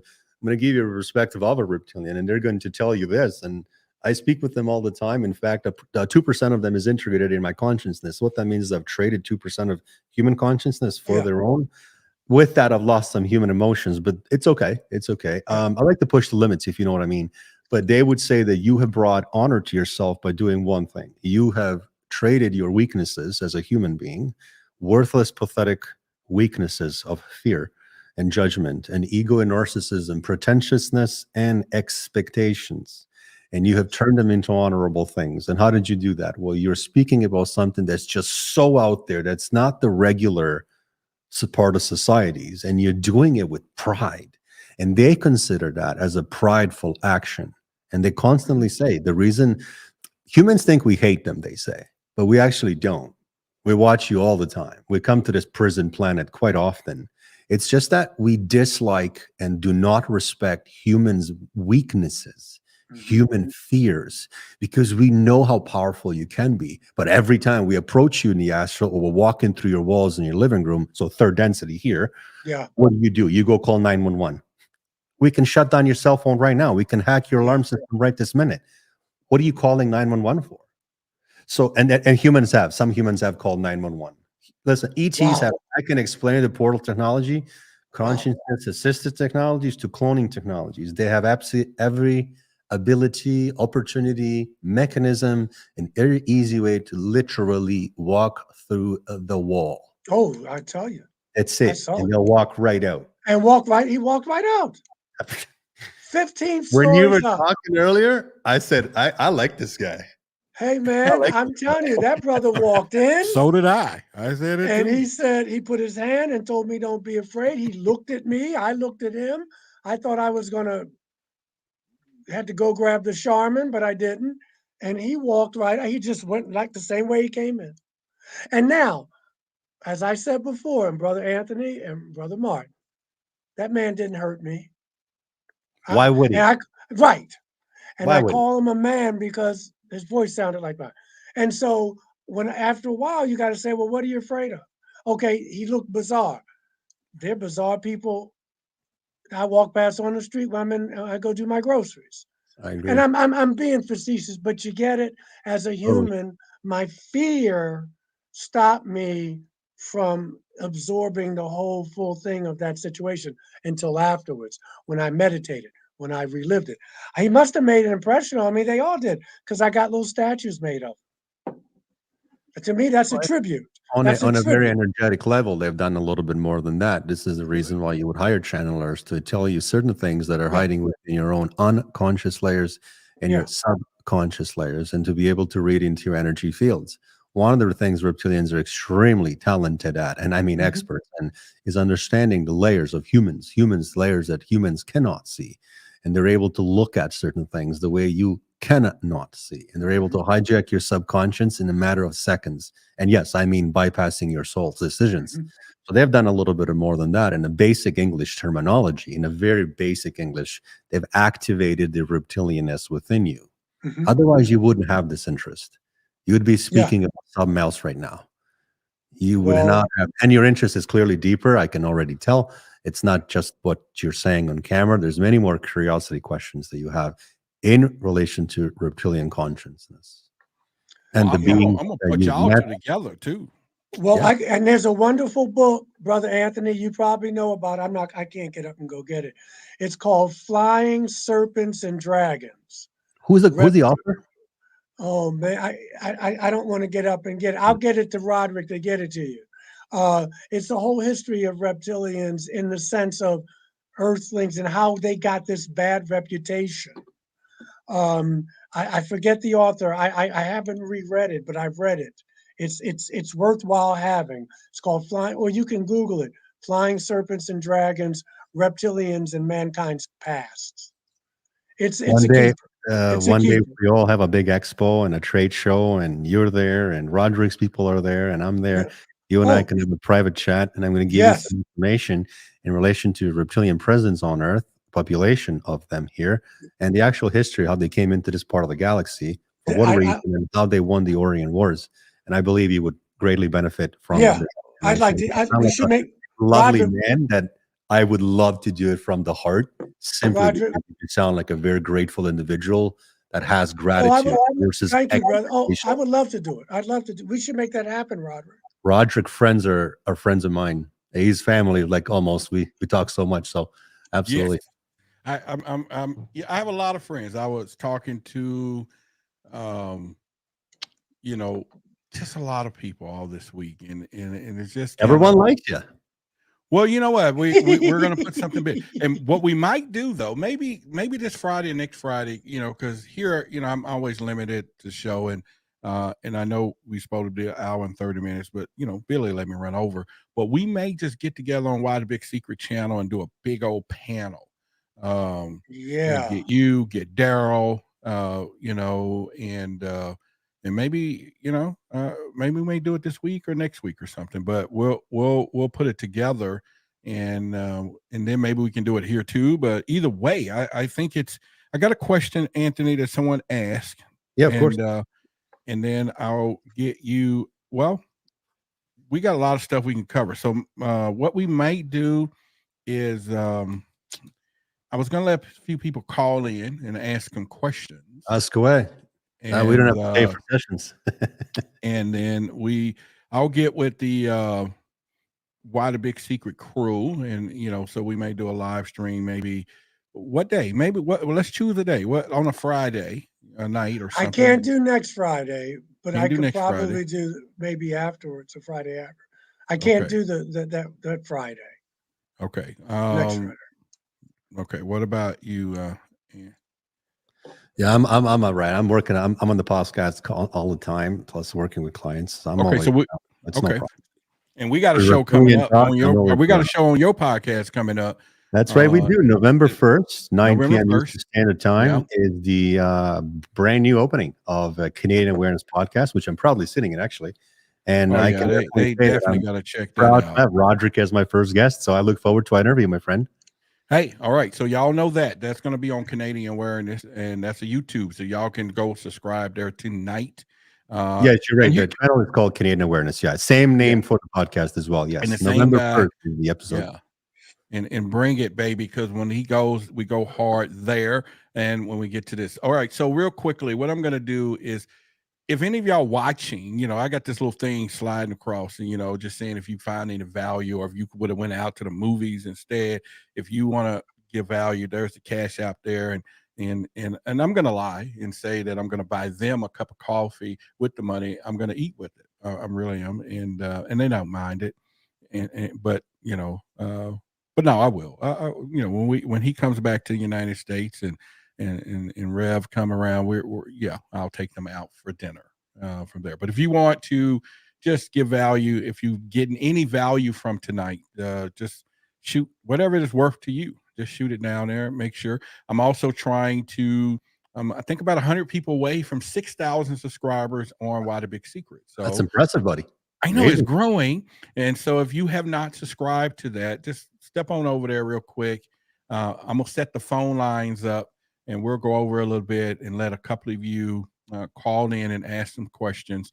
We're going to do a part 2 with some of this, because there was a lot of other stuff that Michael and I was going to, talk about the Yahweh things. But I think that, Anthony popping in on us and because Michael and I'm gonna call him Reverend. Here, let me give her respect. Michael's fine. But that's us when we off the phone somewhere. But that's these all people, right. I don't mind. I've been called worse, brother. People call me worse. Well, I'm not gonna do that. But the whole point is that one. But the whole point is that we will do that as well. And I'm gonna put up the call lines. And if you call in, just remember, you're going to hear a recording. It's going to ask you to screen. I got to know your name and where you're calling from and what you want to say. If you leave all of that blank, I will ignore it. I'm just letting you know up front, all fair. We even got a call already. I didn't put the number up, but Bishop Darrell Nichols, who is here, we've done a few shows with him. So I'm going to bring him up on the call-in line and everything else. But again, if you find any value, you guys can do that. So I'm gonna put the number in. So let me get back to that question real quick. I'm sorry. Hang on, Darryl. I'll bring you up in just a minute here. There was a question that somebody asked about a Yeshu entity. Let me see where it was. And I don't know who that was for. He didn't say, but maybe both of you could see it. If I can scroll back and find it, I can. If you're still here, you might want to post that question again. It did get my attention enough that I wanted to ask that question for you. But I don't see it anymore. Can we ask questions in the chat? You can ask questions in the chat. Definitely highlight it with a $2 or something, because we get thousands of chat. If you can, it's not a problem. If there's a problem, don't. It's not necessary. Thank you for Nicole. She just sent us a little gift of love there. I appreciate it. All right. So Darryl says you're doing how I want. Okay. So I'm going to bring Darryl into the call with us. Okay. All right. Hang on. So, all right. Hang on here. Let's see if my thing is working. Oh, real quick. Right. Real quick. Hold, for brother Anthony, that book is by, the guy's name is initial R as in Robert, initial A as in Anthony, Boulay, Boulay. I'll remember that. Thank you. Boulay. Okay, yeah. Thank you. Sure. Do you mind if I recommend a book for you, Michael? Okay. It's a very phenomenal channel, a powerful channeler, no longer in the industry. His name is David Lauer from Germany. Book is called Kalask, K-L-L. I believe he spelled it traditionally. There's a different spelling to it. Okay. K-A-L. K-A-L. A-S-K, Kalask. It's a sixth density alpha draconian race that he channeled, and he channeled a lot for the purposes of the book, so the humans here can understand the honor that alpha draconians carry, not the fear BS stuff we hear on the internet. the true honor. And I can tell you today, looking at you in the camera, they're absolutely honorable. They're not evil. And I've had a pleasure and an honor to deal with this case. Yeah. Excellent book. Short book, but very good book. Okay. I put it in. All right. So Daryl should be on the Bishop Nichols. Are you on the line with us right now? Let me see. Can you hear me now? How about now? Yes, I can hear you fine. Okay. Can y'all Can you hear? hear me? Can y'all hear Daryl? Okay. Absolutely. All right, Bishop. You know, this is Bishop Daryl. You know, we did a show a couple of weeks ago, and we got a lot of things. And so, all right, Yes, you're in live with us. Go ahead. All right. Well, thank you for having me up on the stage. Okay, you might want to mute yours down on the back end, so we won't hit a double. All right. I just muted my computer. Is this better? Yeah, go ahead. All right. And thank you again. I just really, I'm really enjoying the conversation, Reverend, and also with Anthony.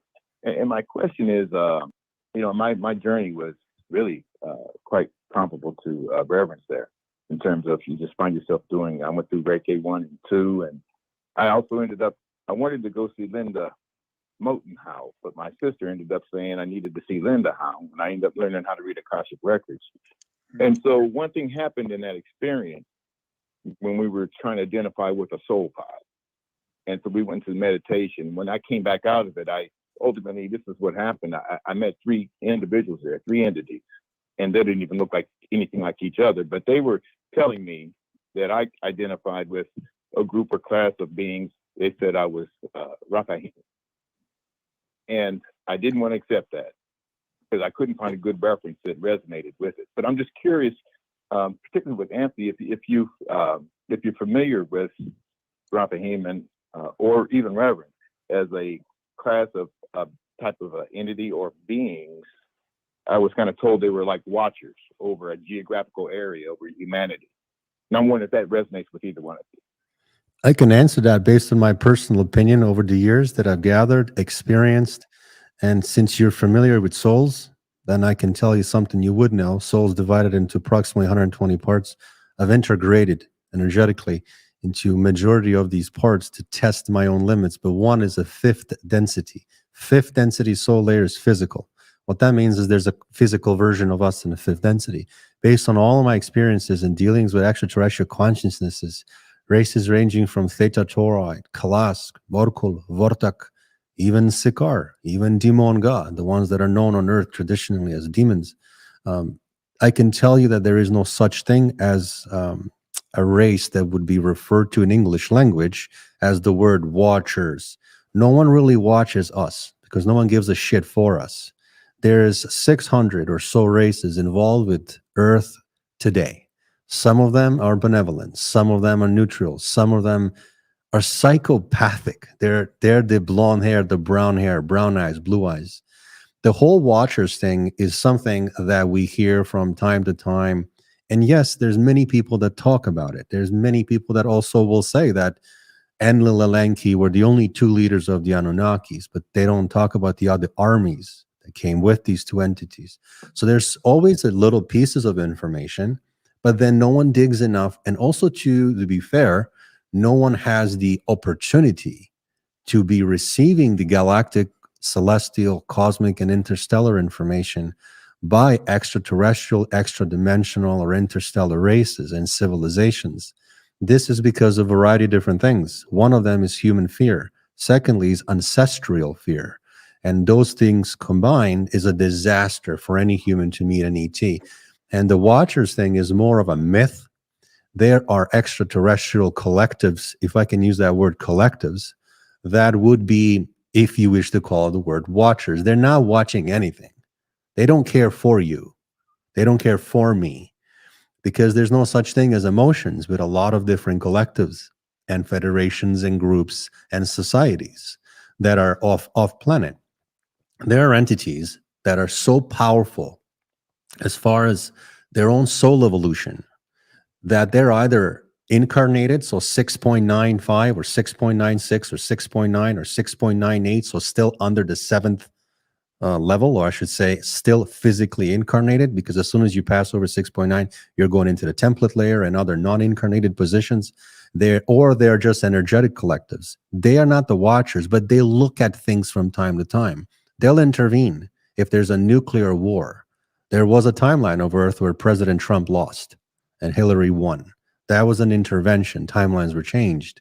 I'm not taking political sides. I'm just telling you that timelines can be changed to prevent a nuclear war. So there would be considered these collectives as, again, the terminology, watchers. There are races, yes, they're like our grandparents. Okay, if I drop the term watchers, because that came later, I got specifically the term was Raphaim. And it was later, about 8 months later, I went and I just had to go meet William Henry. And he had a book, and it had the Raphaim in it. And his book was called The Lost Secrets of the Watchers. So I just kind of put the watchers onto it because it kind of fit the category, but they were telling me what the Raphaim generally Right. To be honest with you perfectly, I've never interacted with that race. I'm one of the humans that's just taken a lot of different steps to make some deals and agreements to push my own limits. I wanted to see how far I can go and what are my limits. So I definitely have interacted with races that I never knew existed. And they taught me a lot of information that are direct, not downloads. Downloads is for amateurs. They say, oh, I think I talked to something. If you don't know who you're talking to, you shouldn't be talking to them or allowing them in your body. So the information that I can give you would be the best that I possibly can to translate forward and give that was accurately given to me. That race, I've never talked to, connected to, or it was not even brought up. Okay. Well, I appreciate the feedback, and I know the universe is cool. And I watched you on the show just recently. I mean, you're a phenomenal speaker, so I appreciate your show. I watch Roderick's show. A lot of my viewers watch his show. We all sort of know each other, and you did a great job. I mean, I enjoyed listening to what you had to say. Oh, thank you very much, and I'm hopeful Roderick will put something together, and we'll be able to kind of chop it up together. You know, I'm learning to, but it's a phenomenal experience. But thank you very much. Hell yes, I am. I'm going. Look, I just feel like a baby. Like I get to curse in front of the preacher. You know, like it's I'm all really good, brother. just doing something. I know how to do that too. Hey, you know what? Well, you know, I know we talk in private, so I you know, that's just one of those things. All right, so let me drop that. Thank you, Sorry, Daryl. Roger. I don't want to be rude, but this is Billy's platform.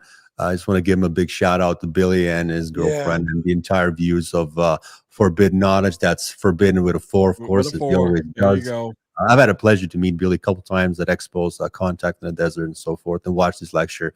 Certainly, gentleman speaks from heart, without filters, no scripts, because I've watched them myself. So yeah, big hello, regards to everybody, and I appreciate the fact that I'm here. Ditto, all right, ditto. well, Thank you, Brother Carson. All right, so I did post Anthony's YouTube channel. You guys can definitely click that and subscribe and a few things. We do have another caller, but he did not. He's waiting, but he did not put no name or anything. Well, I guess he did. Screen name, I guess. Anus Visitation. So I'm going to bring him into the call real quickly, and then I turned that off. And then, Anthony, I will finish my conversation with Reverend here.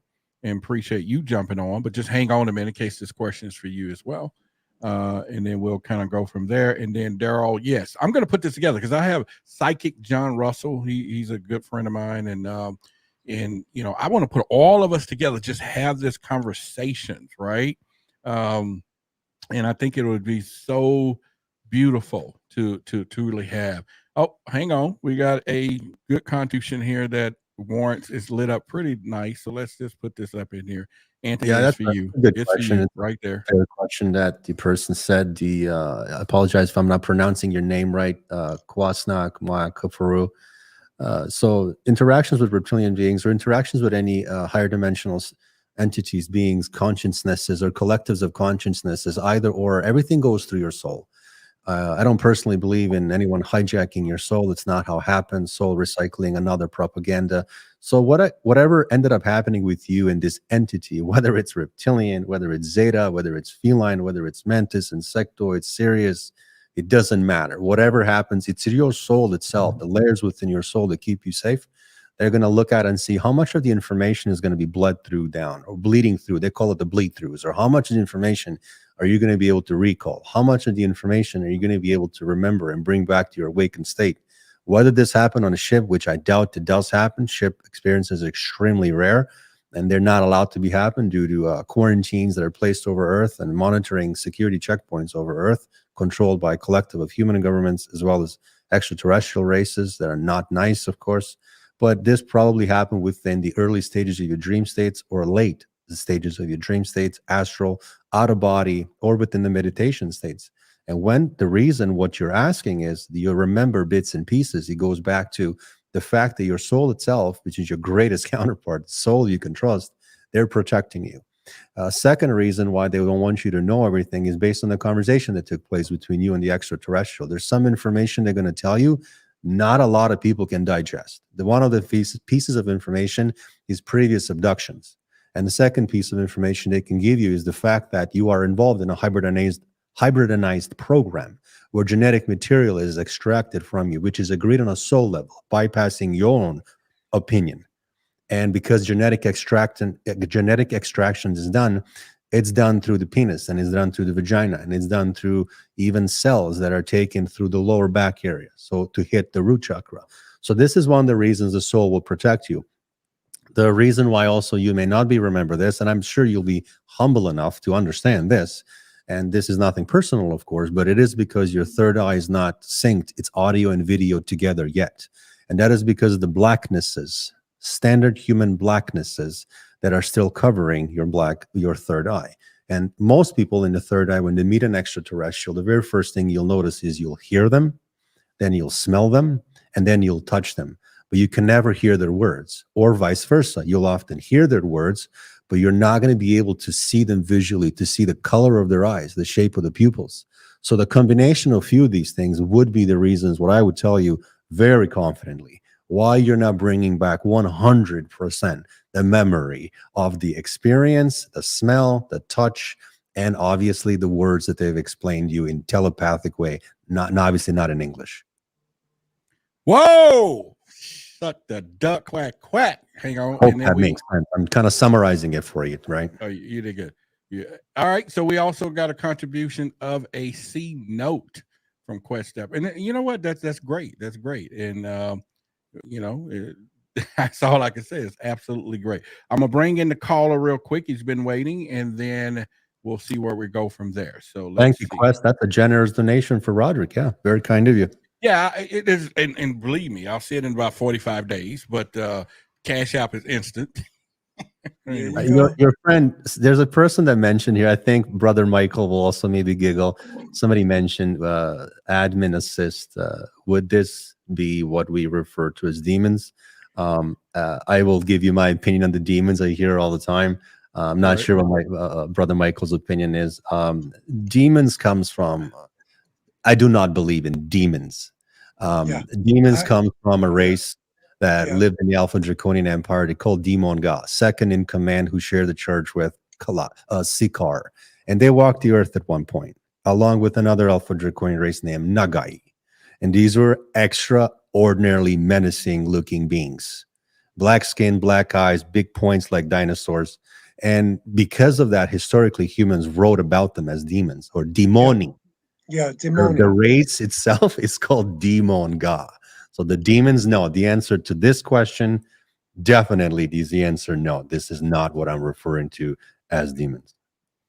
See, this is my circle, y'all. This is people I hang out with. I was talking to Paul Wallace today for a couple of hours, and we're going to get him on here. Of course, Nick Pope, Richard Dolan, and the list goes on.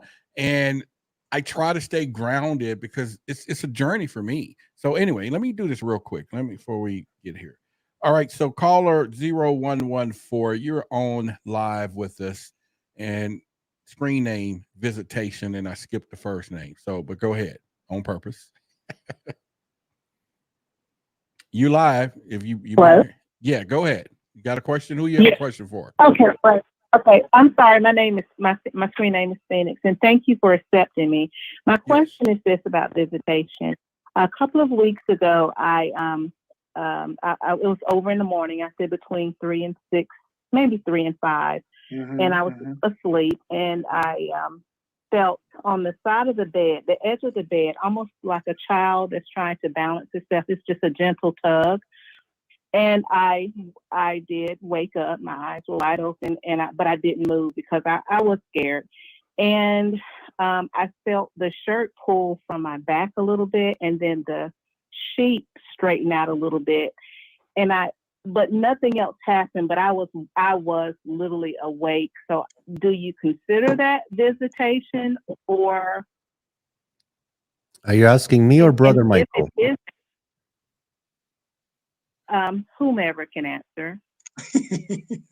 I would say this is Let me answer that. okay. I would say Brother Roderick's going to answer that. I just want to be in on the conversation. Yeah, you were visited. Now go ahead. Y'all can take it. No, I was just going to say that yeah, obviously there was some visitation. What you want to be discerning about is if you automatically say it's extraterrestrial, because the universe is teeming with life, and it could be many things.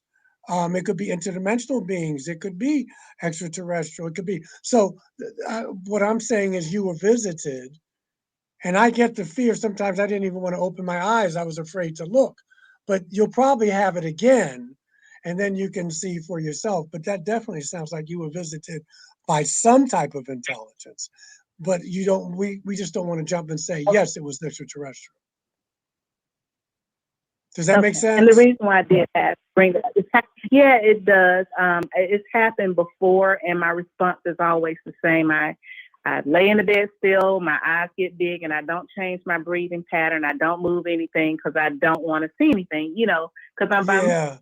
That's the fear. That's the fear factor. So but you open your eyes, and I was listening to you guys. Right. Okay. Yeah, I'll let you. I definitely agree that you've had a visitation. It could be a variety of different things. Brother Michael is correct. Could be several different aspects. Generally within that time frame, again, I said earlier, when humans go into the pre-sleep state and when they come out of the sleep state, remember, you are leaving fourth density to come into your third density awakened state, or you're going into the fourth density layers to dream, to sleep, to astral. Yes. And because of those lower dimensional areas, some entities take advantage of that. And they know when we go to sleep. They know when we go to bed. Just like they know you're about to call Jesus if they show up. They know the prophet names. They know these things. So it's either someone making a little bit of prank on you. They're not dangerous. Remember, they're not physical if it's like a parasitic entity. If it is a contact, absolutely. Brother Michael said, you're absolutely right. Could be some extraterrestrial living on Mars, or it could be someone from a different density.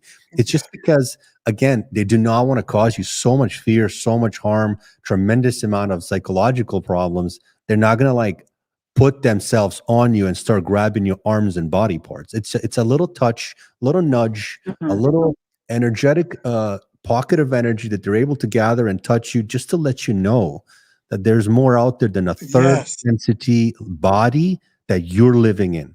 That's all. So you should be very glad that happened. I think it's a great story. Yeah. Wow, that makes a lot of sense. Yeah.